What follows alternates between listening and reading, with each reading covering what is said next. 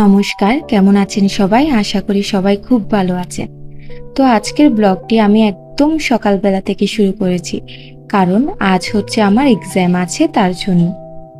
But আমি এক্সামের আগের দিন কিছুই পড়িনি, জাস্ট আজকে আমার এক্সাম আর এখন হচ্ছে আমি 3 ঘন্টা হাতে নিয়ে জাস্ট পড়ে যাব।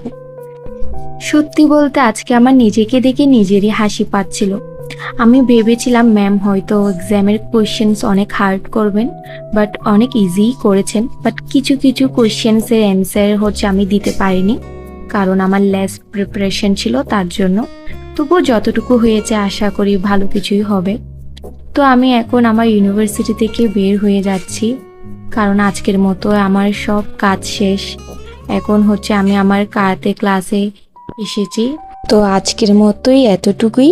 সবাই ভালো থাকবেন, সুস্থ থাকবেন। বাই।